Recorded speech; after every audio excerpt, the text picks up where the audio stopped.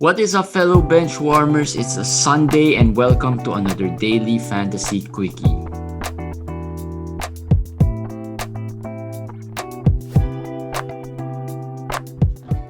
Hey guys, what's up? Happy Sunday to everyone. Happy Sunday sa'yo, Commish. Yes, Sunday.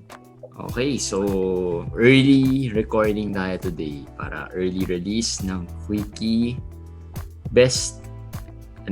Good news for Joel Embiid owners. Hindi ko masabing good news Pero yeah, good news na yun considering the relatively good news. Relatively good news. Pwede na. Yes. Not bad news. Official diagnosis, bone bruise. Yes. So, but that would cost him around 2 to 3 weeks daw. That's good news considering na many were thinking na baka ang worst case was end of the season. Pero feeling ko nga, like I told you last time, medyo sobrang extreme na yung end of the season. And rest of the season. Hindi, yung feeling ko, this is good news kasi this is not the worst news. Oo. The season. Pero 2 to 3 weeks. Pero feeling ko nga Parang more 2 weeks yata eh. Parang ang bagay 2 weeks. 2 to 3 ang sabi. 2-3. At least 2, kumbaga. At least 2. Tapos until 3. Pero feeling ko more of 3 to 4. And ako, I'm looking at that siguro mga 4th week. Siguro bago siya pwedeng bumalik. Which is, we are on week 11, di ba? 12, 13, 14, 15. Sabihin mo ng week 15. So, ito yung problem dyan. Kasi may mga managers or leagues wherein sa week 15 mag-start ang playoffs. Medyo diba? mahirap yun. Yes, meron. So, yun yung magiging problem doon for those na may week 15 playoffs. Medyo looks like if naghahabol ka and you have Embiid, nasa 8th spot ka, yun. Not a good diagnosis na. Yes, but remember, lang yun, speculation namin ni Jeremy. Sa amin lang, let's say we're thinking lang, we don't know exactly what will happen. Pero if I'm in that situation, basta yung IL ko, reserve for Embiid, yun yung gagawin ko. Pwedeng 2 weeks niya pwedeng ganun. So there is a chance for that to happen. So I'm just reserving the IL spot for Embiid. Huwag niyong sabihin na, I have someone in IL. I think Embiid is the most important person in your team. So he has to be the priority. And then you just deal with whoever is in your IL. If you will add, you will drop, you will trade, or whatever. And yung worst case scenario, may nag-post dun sa group natin. He has Anthony Davis and Embiid.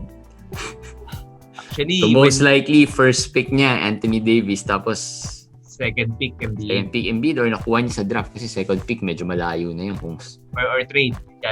Sa trade, sorry. Baka nakuha niya. Pero that's not a good situation to be in. Tapos lalo na, worse pa yan if your playoffs is on week 15 nga. Oo. Diba? Ako siguro week 11, week 12, week 13. By week 13, you have to make your decisions already. Ito ang tanong ko. Let's say you're at 8 currently. And Embiid is your best player. Do you try to trade him? I'll try to trade him regardless whether I'm in 8 or whatever, because sabi ko nga, if he misses 2 weeks or 3 weeks, yung MVP race is basically over for him. In my opinion, baka that will give Jokic or LeBron the advantage because matagal siya mawawala. He might miss 10 games or more. Yeah. So if that happens, even if he comes back, baka he doesn't have any incentive to play it out until the end na. I mean, you can play, but rest play. So yung sinasabi nila Aaron before na the MVP race might be the one thing that would make Embiid play. Diba? So kung wala na rin yun, even if he comes back in 2 weeks, medyo mawawala na yung yung parang motivation to play all the remaining games or most of the remaining games. So I will try to trade regardless kung he comes back in 2 or 3 weeks. I'll try to trade. The problem is, who do you get right now? That is the problem. What type of return do you get for an Embiid? So maybe wala, ask around na lang and see what's there. Kasi ang problem dyan, unlike dun sa Anthony Davis situation, ito medyo closer to the playoffs na. Pero if there's this, yung top teams nyo dun sa league nyo might want to get him, diba? Yes. Yun yung mga better siguro that's the teams wherein you could sell Embiid and get a little more value. If you're in a pinch talaga, you really need help. Let's say John Collins or Bam Adebayo kasi sa suntok sa buwan. It's like if you get Adebayo right now for Embiid, I think you should do it. Pero those are the players na I'm thinking if other position. Similar position, like Jarrett Allen also. Pero pag ibang position, if we're talking about other positions, right now, sino mga players ang pwede dyan? Ibang position, let's say Drew. Drew has been slow pa coming out of COVID, diba? Medyo slow performance pa siya. So, maybe the manager is afraid also. Kahit na kahit na let's say the John T. Murray, let's say, parang ganun. So, parang there's a lot of players that you can target na medyo depends on your league, on how the manager of that player in your league treats Embiid. Do they think na in 2 weeks time he's gonna play and he's gonna play the rest of the way? It depends on how you assess the risk. Kasi for me, ewan ko for Jeremy, pero for me, I feel it's very risky na to hold Embiid. Hindi, ewan ko sa mga listeners natin, pero you can comment how you feel about Embiid sa YouTube page. But for me, una, that 2 to 3 weeks is big. So let's say nawala siya for 2 weeks, maybe you could kaya mong tiisin for 2 weeks depending on your position sa league. But after 2 weeks, what are the chances that 1, he misses back-to-back? A lot. 2, they will really preserve him considering this scare. Diba? Kasi they're top of the East right now, diba? Ang Philadelphia. So, and they are not a team like Lakers na if nawala si Anthony Davis, medyo malaking impact sa kanila. Like sa Lakers, medyo malaking drop yung talent level. Kasi dito sa Sixers, if nawala si Embiid, there's Tobias, diba? There's Dwight to replace him na serviceable. There's Ben Simmons. So they have different players who can help, diba? So they're deeper in a sense, diba? Yeah. So and they're in the weaker East, diba? So yun nga, they will really, I think right now, if iniisip natin if i-preserve siya before the injury, now medyo sure ako na i-preserve siya. I-preserve siya for the injury. And the thing is, yung week 19, which is the finals week, no? May 5 games ang Philly doon. So, may 4 games pala, pero may back-to-back sila doon. They have 5 more back-to-backs coming. Hindi ko na kinount yung 2 weeks na sinasabing mag-miss si Embiid. Yeah. Say week 12, week 13, mag-miss siya. So, babalik siya, let's say, week 14. May 5 back-to-backs pa sila. So, assume mo hindi niya lalaroin yung 5 back-to-backs na yun. Diba? Best case scenario, siguro, hindi niya lalaroin yung 5 back-to-backs na yun. Marami na siya magiging 2 game weeks, 3 game weeks, diba? Ganon. So, very risky So, if I can get someone talaga na I think good value, I might consider.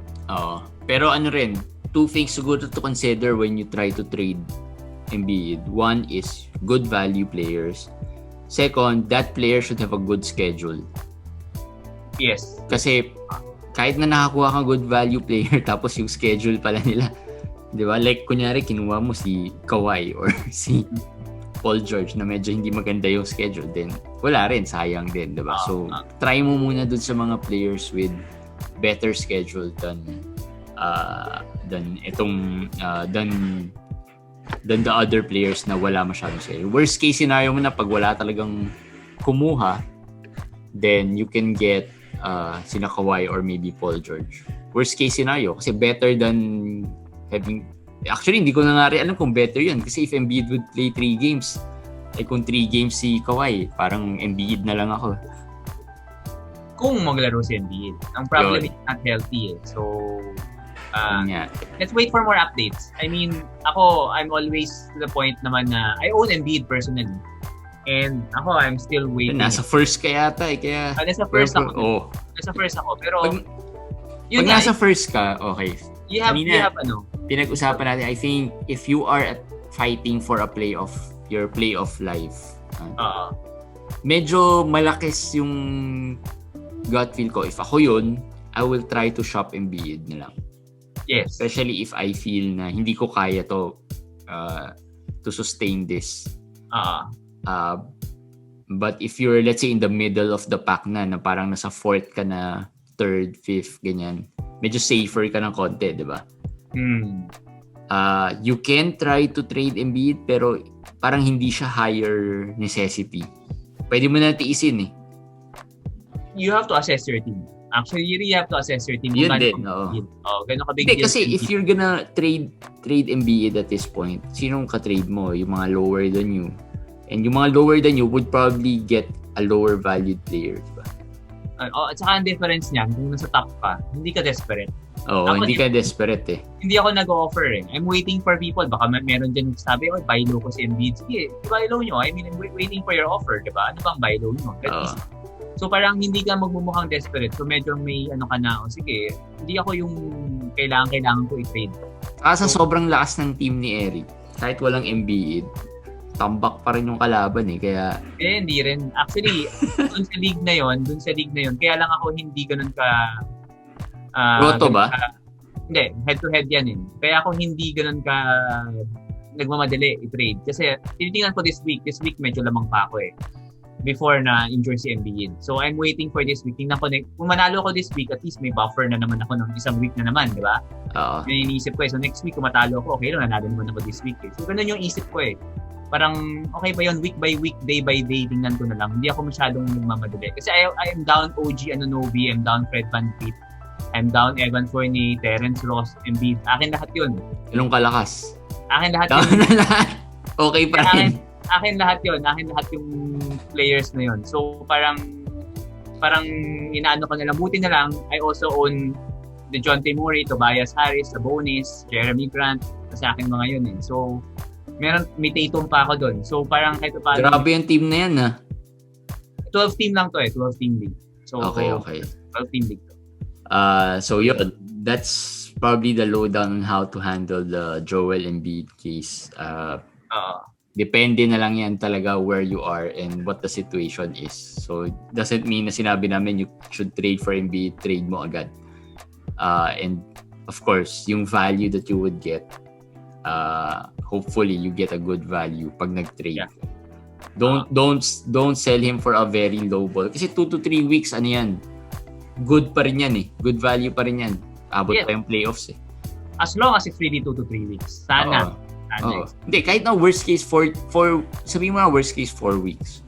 Tagal yun Pero sige, okay na rin. Hindi, 4 weeks. Pero if your fantasy playoffs is mga week 17 pa, pwede na. Basta I hope nakakuha kayo ng replacement. Either Tony Bradley or Dwight Howard. Yun ang hope ko. Sana makuha nyo yung either of the two. Para at least, di ba, may konting... handcuff ka, Oo. Sinong better? Kasi last time si Tony Bradley nag-start eh. I'm betting on Dwight. I got Dwight in most of the leagues over Tony Bradley. So yun ang bet ko, si Dwight. But I will not be surprised kung si Tony Bradley ang mag-start. Kasi yun ang ginagawa ni Doc Rivers eh. Pero I just feel na Dwight will be more relevant eventually. Parang mas kahit na 20 minutes lang ibigay kay Dwight, feeling ko mas safe. Pero si Tony Bradley sa pick-up for how many teams? 14? Pwede sa akin eh. Pwede sa akin yung 14. I'm just waiting kung sino mag-start. I'm waiting for the first game. Kasi nakikita ko Tony Bradley is not being picked up eh. Kaya nga, yun nga eh. So ako, I'm waiting for the first game. Everyone is expecting na si Dwight will start. Yeah. I'm waiting for the first game. Tingnan ko lang yung first game kung paano yung rotation. Kasi kahit we analyze games, we will never know anong iniisip of Rivers. We don't know what the coaching staff is thinking. So we have to see the first game. So yun, that's a quite lengthy discussion now on Embiid. So move on tayo to the next player. Well, Levert came back today and started, surprisingly. Medyo nagulat rin ako that he started. agad. And walang minutes restriction. Oo, walang minutes restriction. Walang minutes restriction. So, he played so-so. They won. So, at least, there's that. They won against Phoenix, diba? Oo. And, so good. he played 26 minutes. So, okay na for a first game back. I mean, not bad. So, with him back, nabanggit naman natin, maybe si McDermott. Pero si McDermott gumawa eh. Gumawa si McDermott. Off the bench. He was the first yata off the bench eh. Yes. Si Holiday started, pero didn't do too well. Didn't do much. Si McConnell didn't do much, pero he still had 23 minutes, which is a good amount of time for him to produce. Baka adjustment period lang. So with that, kasi last time pinag-usapan natin baka si McDermott drop na eh. Si McDermott kasi even before nung start of the season, he was coming off the bench. I forgot sino start ng Indiana, but they were using him off the bench din.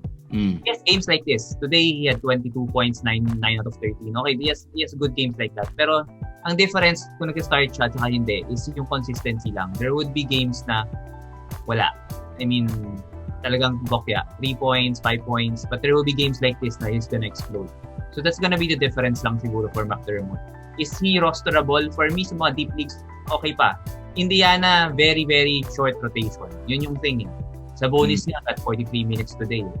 So, talagang yung coach nila is really running only a 7 or 8 man rotation. Kaya those 7 men or 8 men, I think pwedeng i-roster.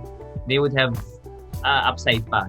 Kahit si Justin Holiday, 32 minutes, kahit na wala masyadong ginawa. By sheer number of minutes lang he's gonna get a steal or 2 to 3 3-pointers. So, di ba? I mean... how about, okay, so I think this is probably, pa rin, Justin Holiday, rosterable. The McDermott maybe for deeper leagues, pwede. Yeah. How about McConnell owners? Sure ako, medyo worried yung mga yan kasi 23 minutes, ilang ba ginawa? 2 points. 2 points, 1 assist. 1 rebound, 1 assist, 1 turnover pa. So, and he wasn't in foul trouble naman. So, is that a cause of for concern na although they won the game, it was a high-scoring game. Phoenix kasi has a good team defensively.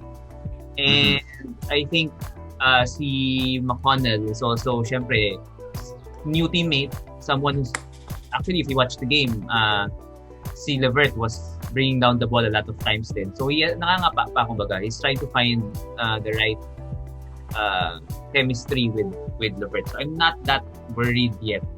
I think, though, of course, affected everybody there. Rosterable, but they will be affected. Okay. Syempre, I mean, Levert is not just any player. Yes. Alam naman natin to, high usage player to eh. He takes a lot of shots and he medyo may pagka-buwakaw din. So kahit paano, talaga pumapasa naman to eh. Facilitator naman minsan. Yeah, pero affected, di ba? Affected. Yeah. Kasi si McConnell assist and steals eh. So yung steals, baka makuha pa rin yung steals. Pero yung assist, baka mabawasan. So siguro, rosterable, pero baka bumaba yung... Huwag na kayo mag-expect ng top 60, top 70 McConnell. Diba? Napulot nyo lang rin naman yan eh. Pasalamat na kayo na. Yun lang naman.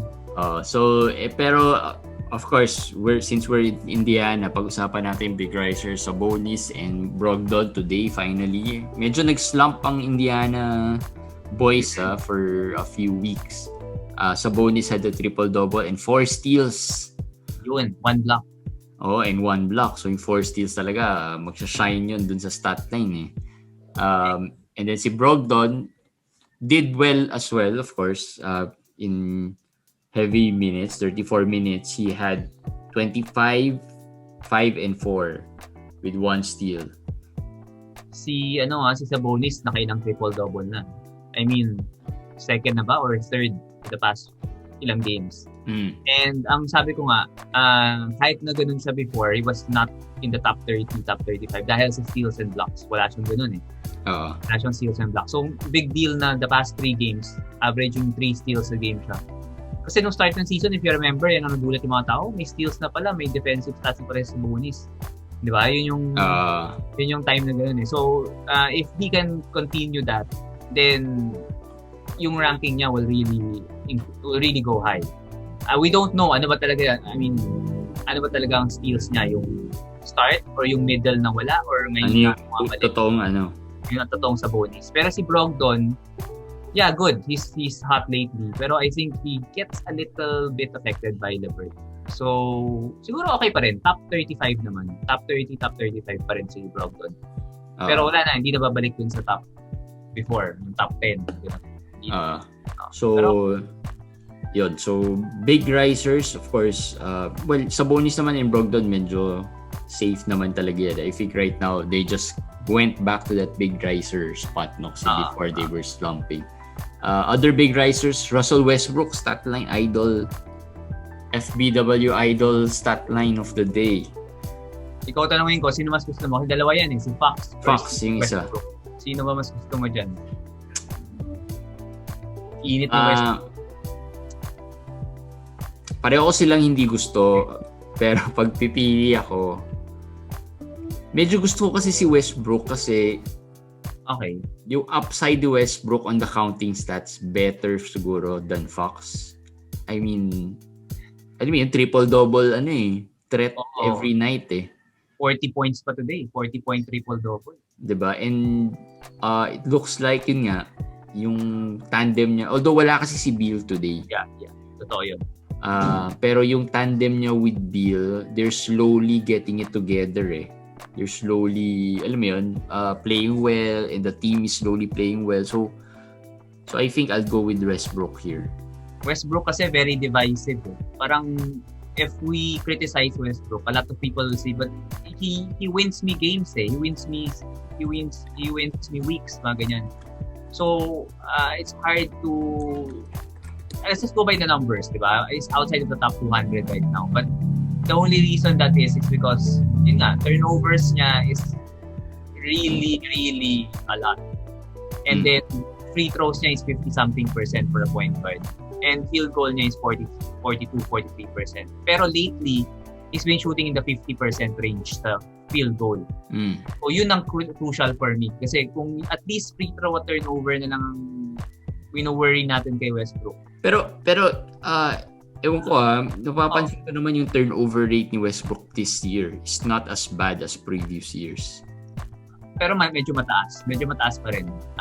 Medyo panira. Pero tama ba ako? Not as bad as before. Yung before talaga, mas parang feeling ko mas grabe. Actually, hindi. Actually, he has more turnovers this year than the last few years. Baka hindi ko... 4.7 siya this year. So, madami rin pala talaga.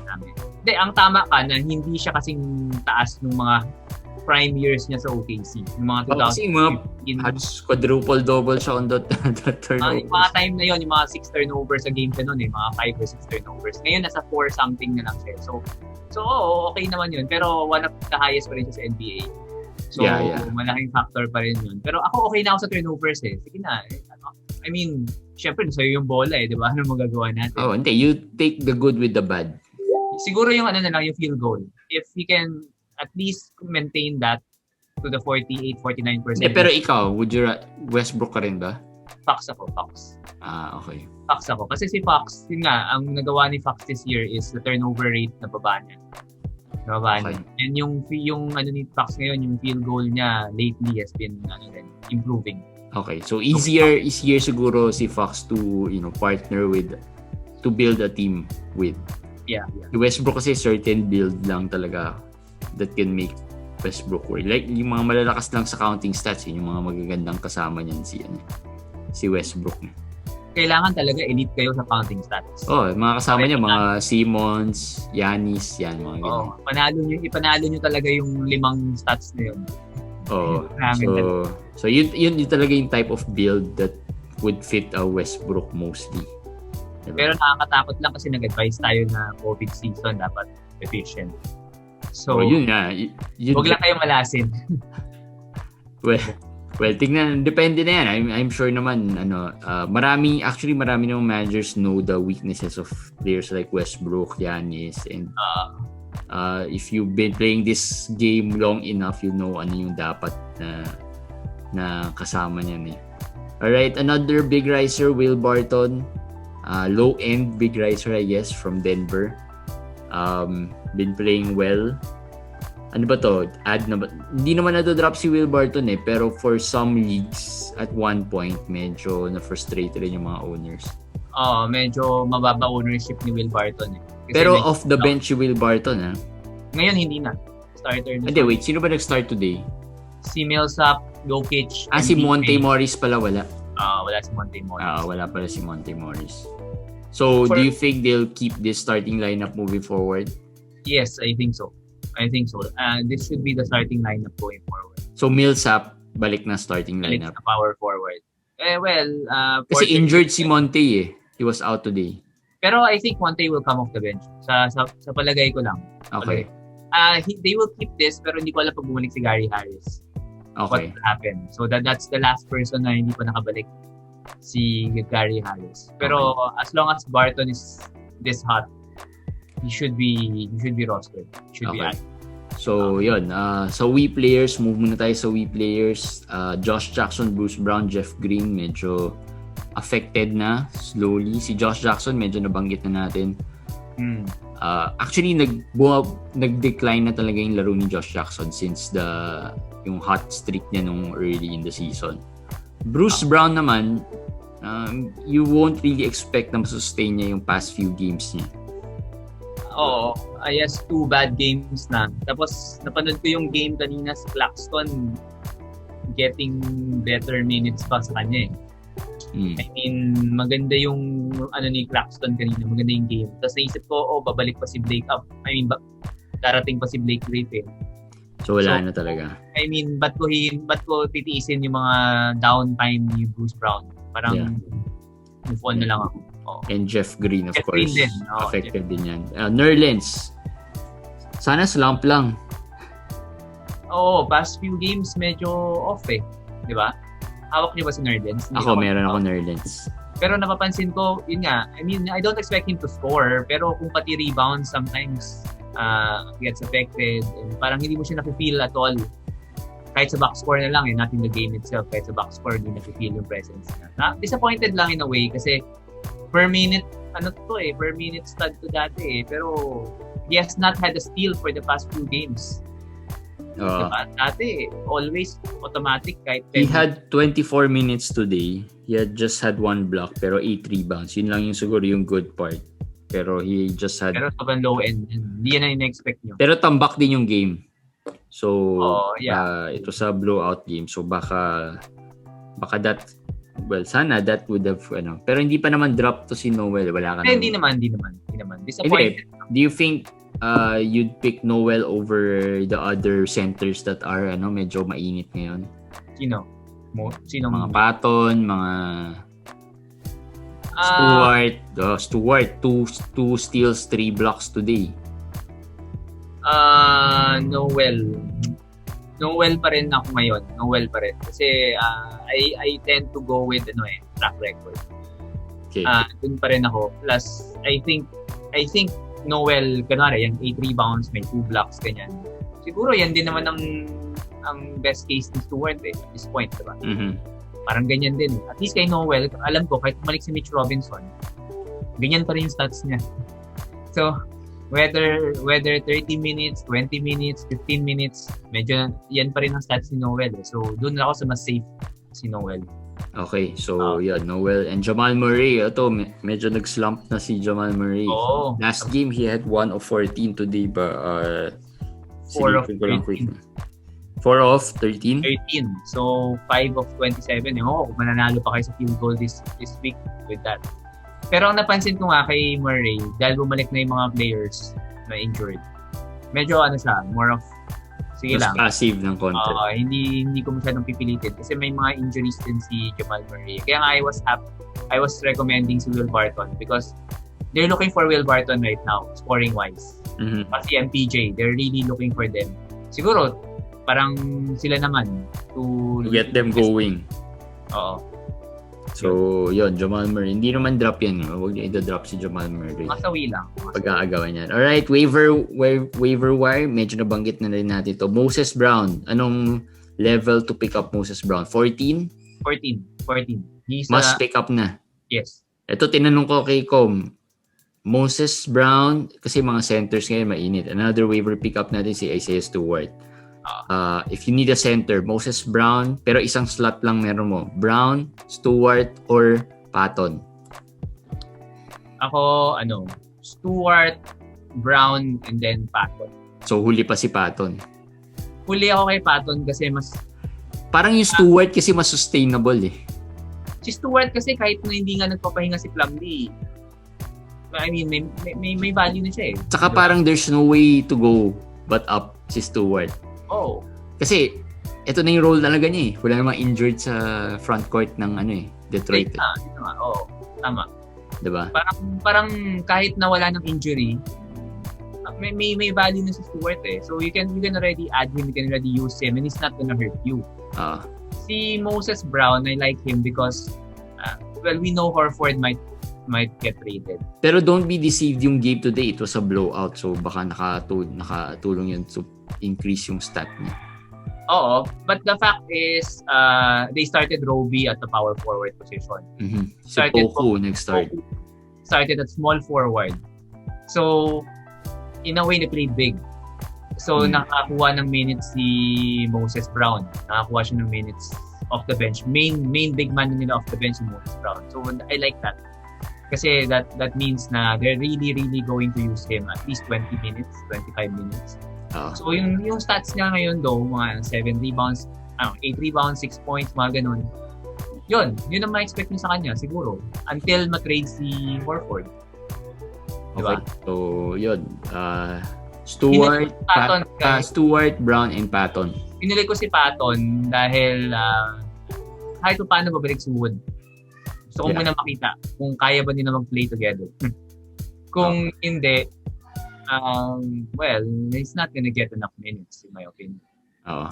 So, yun guys. Other waiver pickups, Jalen Noel and Alec Burks. Jalen Noel, nabanggit na rin natin yan. One of the Minnesota Nakakainis sa Minnesota.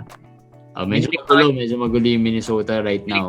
Si Juancho at si Layman bumalik sa rotation. Kaya si Vanderbilt nyo. Pero they won today.